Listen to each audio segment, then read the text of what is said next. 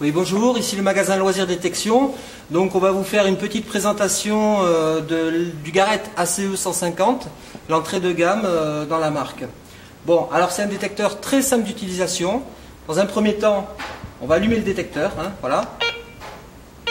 On a vu brièvement, furtivement, un petit symbole qui correspond au niveau de la batterie. Si ce symbole est permanent, ce qui veut dire qu'il faut changer les piles. Là, vous allez le voir brièvement.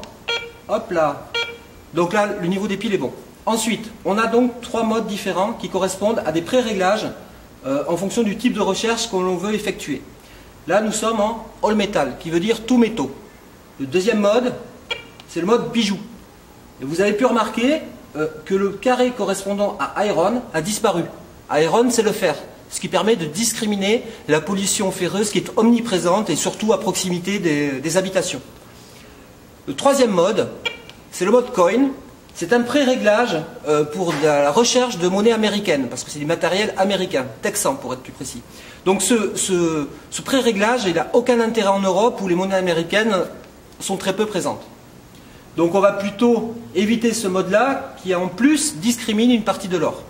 On va soit se mettre en mode tout métaux dans des terrains très propres, comme des forêts, des champs, des prés, ou alors le mode jewelry, qui veut dire bijoux, qui discrimine le fer et qui permet de rendre la détection plus confortable. Le détecteur ne sonnera pas lorsqu'il rencontrera un petit ferreux ou un gros ferreux dans la terre. Bon, pour le test, on va se mettre en tout métaux. Et on va utiliser trois cibles type. Première cible type, une clé en fer. D'accord ? Deuxième cible type, une 20 francs or, encore dans sa gangue de terre. Troisième monnaie type, c'est un 6e d'écu Louis XV en bon argent. Bon, donc je commence avec la clé en fer. Je la passe devant le disque. Vous voyez, un carré d'identification apparaît en dessous de iron. Et nous avons un son grave. En plus de ça, une estimation de la profondeur. La profondeur est exprimée en pouces. 2 pouces 5 cm, 4 pouces 10 cm, 6 pouces 15 cm et plus. Je prends donc la monnaie en or qui correspond à gold. Le carré d'identification est en dessous de gold. Gold, c'est l'or. Ensuite, la monnaie en bon argent. Et là, on a un son aigu. Tout à l'heure, avec le gold, on avait un son médium. Donc, on a une double identification. Une identification visuelle avec le carré correspondant à silver, argent, et une identification sonore. Bon, un autre réglage, c'est le réglage de la sensibilité. Vous avez 4 paliers.